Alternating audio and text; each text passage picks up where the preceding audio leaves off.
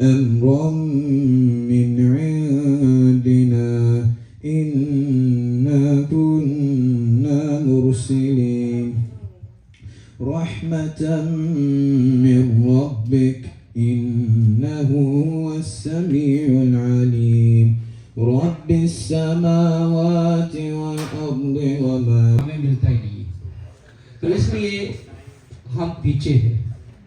जो लोग यहाँ पर इस्टेब्लिश है, यहाँ पर बोर्न है, रेज है, in there are different communities, तो वो लोग पार्टिसिपेट इसलिए करते हैं। मैं बहुत बहुत शुक्रगुजार हूँ कम्युनिटी के जितने भी लोग आज आए हैं।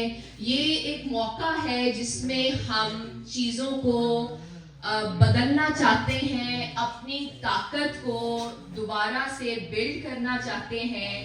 और बहुत ज़्यादा मैं शुक्रगुजार हूँ मुस्लिम वोट प्रोजेक्ट की और मुस्लिम वोट प्रोजेक्ट की तमाम इंडो कैरेबियन मेहनत कश लोगों को मुनज़्ज़म करते हैं ताकि सियासी तहरीकें तामीर कर सकें और सियासी निज़ाम को इस तरह तब्दील करें कि वो हमारी इज्तिमाई ज़रूरियात को पूरा करे। ज़्यादा से ज़्यादा जो बजट आती है वो स्टेट से आती है और मेयर स्टेट के साथ लड़ता है कि हमारे सिटी को और बजट मिलनी चाहिए। ये भी मेयर करता है, आप नहीं चाहते। तो ये थोड़े बहुत पावर्स होते हैं मेयर के। हमको ऐसे ज़ोरान जैसे चाहिए जो हमारे लिए just wouldn't only fight for us in city council but also make sure official to ever run to be the mayor of New York City. Yeah. And I say that because it's important.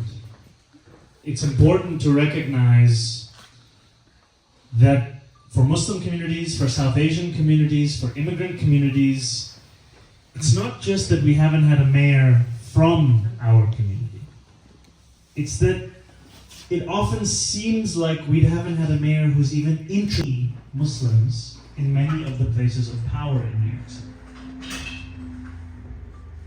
And when it comes time to vote, maybe about 200,000 Muslims are registered as Democrats who are just around us.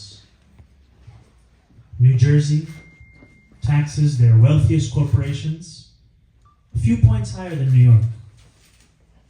If we reach the point of New Jersey, you can pay for every single thing I just said, just by doing that. This is all possible.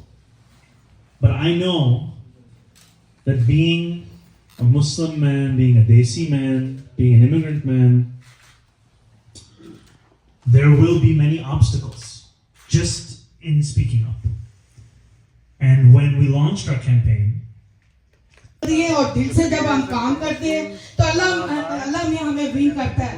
Please please आप सब मिलके आपने इस बेटे के लिए मेहनत करें, दुआ करें। दुआएं जो ना अर्श को भी हिला देती हैं और दुआएं तकदीर चेंज कर देती हैं। और इंशाल्लाह मुझे पूरी उम्मीद है कि ये इंशाल्लाह नेक्स्ट हमारा न्यूयॉर्क का मेयर होगा इंशाल्लाह।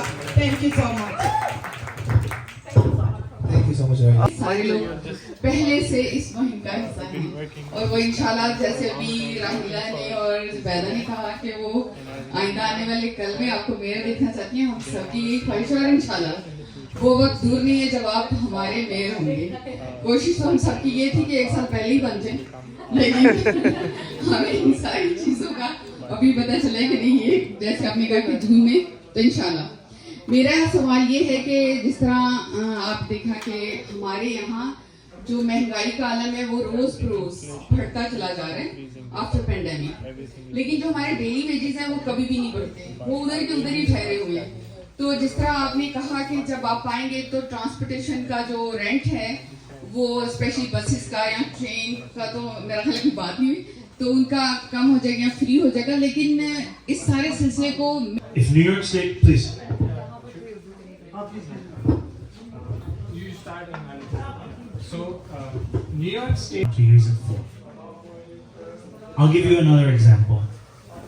In New York City, तो हमारे पास वसाइल की कमी नहीं है, हमारे पास तमाम वसाइल मौजूद हैं। सवाल सिर्फ ये है कि इन वसाइल का कैसे इस्तेमाल किया जा सकता है।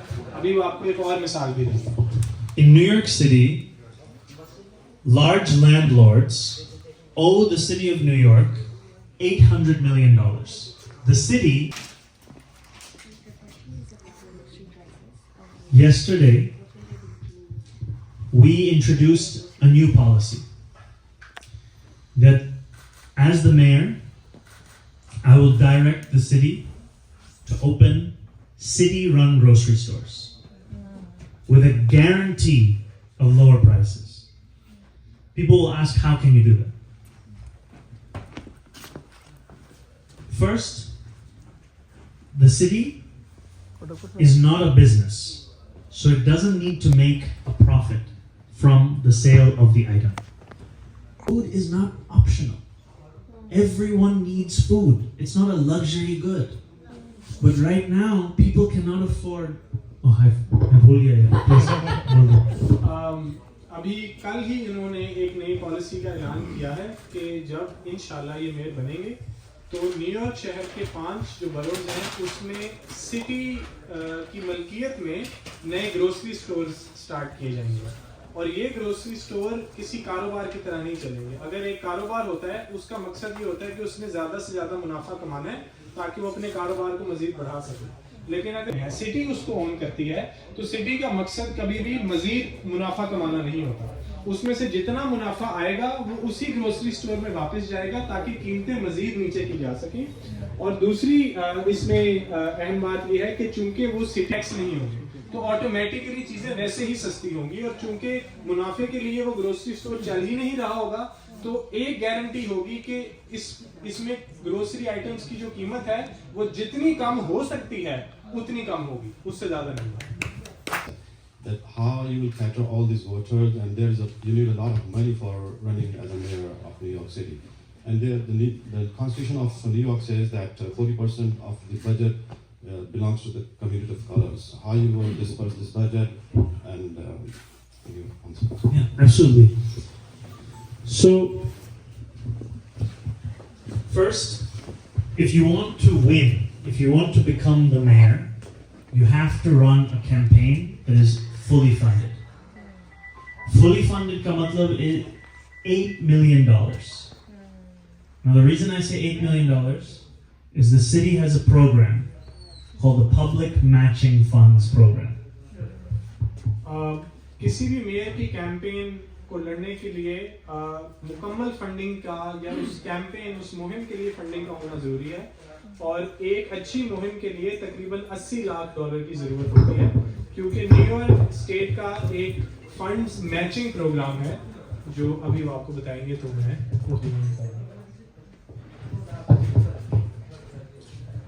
So if you want to have an $8 million campaign, you have to raise $1 million. The city will give you $7 million. So right now we have raised $330,000. We have to raise $1 million by May. No question. It's very difficult, but because of the city's program, it means if you give $10, the city gives $80. We get $90. If you give $100, city gives $800, we get $900. It makes it more possible. तो city का programme ये है कि अगर एक mayor को उसकी मुहिम के लिए एक शख्स $1 मिसाल के तौर पर डोनेट करता है तो उसके मुकाबले में सिटी उस कैंडिडेट को $8 देती है। तो अगर आपने $80 लाख का अपना बजट पूरा करना है तो आपको हकीकत में $10 लाख इकट्ठे करने हैं क्योंकि अगर आप वो इकट्ठे करते हैं तो $80 लाख सिटी आपको देगी। तो अगर हमने इंशाल्लाह ये पूरा करना है टारगेट तो तकरीबन $3.5 लाख ऑलरेडी जोहरान की कैंपेन को लोगों ने डोनेट कर दिए हैं। हमने इसको $3.5 लाख से 10 लाख तक पहुंचाना है। उसके बाद इंशाल्लाह हमारे पास $80 लाख की वो फंडिंग आ जाएगी जो इस कैंपेन को जीतने के लिए जरूरी है। जबरदस्त। Taxi drivers are immigrants. 40% are Desi. And so when I talk to any other politician, they said, we know it's bad. But they knew they didn't have to do anything. Because what would Desis do to them? They wouldn't vote them out. They wouldn't protest. And so when I won, 4 saal pehle in 2020, one of the first things I said I would do is cancel excessive medallion debt. One of the first things I said. And on election day, we had a rally, but it was our kind of rally. We had 7 taxi cabs going up and down the street together. That's why I stood up and fought, because I knew if we don't fight for it, nobody else will. It's our responsibility. And so we fought, and every day we fought, they told us we could not win. First, I questioned the mayor, de Blasio, when he came to Albany. He said he had a plan. I said this plan is not going to help drivers. Second, we did 45 days of protests with the New York Taxi Workers Alliance outside of City Hall. Third, I organized 5 other elected officials. We got arrested in the road for the taxi drivers. And then Bervi Desai said, we start the hunger strike. So we did 15 days of a hunger strike. And on November 3rd, we won $450 million in debt relief. $450 million. This is what we can win. Because on November 2nd, on November 1st, on October 31st, they told us they didn't have the money. They didn't have the money. And then magically they had the money. We know the money's there. It's just the people are not getting it. Thank you so much. My father's family is from Gujarat. They left Gujarat about 200 years ago. They went to East Africa. And they spent their lives, most of it, in Uganda. And in 1972, they were expelled from their home. My daddy, my dada, my father, they had to leave their home, leave everything in their home, get on a plane to London, and they became refugees. We lived in a refugee camp. And every Sunday, my dada and dadi would go to the airport, Gatwick Airport, and they would watch the plane take off back to Uganda, wishing they were on the plane. And I share this story because I know that many of you have felt that pain of the places you're from, the places you can't go home to, the places you've had to leave behind. And it's time that we put an end to that sadness. It's time that we keep people in their homes, keep people in their lives. Because my dada was never the same. He was never the same after that. He lost his job, he couldn't work anymore. All of his friends had left. When a New Yorker is kicked out of their house, when a New Yorker is thrown on the street, when a New Yorker is told there's no shelter for them to go to, they feel that same pain. We have a chance now to put an end to that pain. So, thank you so much. Thank you.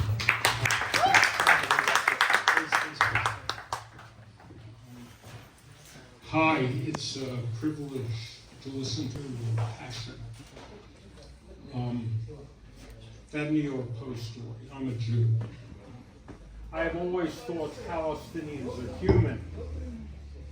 I went to the West Bank in 2012 and have campaigned ever since October 2012 when I went with a freedom movement delegation, a civil rights movement delegation to Palestine for our common humanity. It's a big change. It's what Zohran represents. It is to stand up for decency for all of us. You are not just organizing your own community. You can't do it without the kind of heroic civil disobedience struggle that Zohran engaged in. But the other thing is you lift up other people too. It is a privilege to be here and support Zohran. I just want to say. Thank you. And we cannot win without every other New Yorker. So I go to every single neighborhood. I go into every single room, whether they like me or they don't like me. Because we have to listen to everyone. And I tell them all the same thing.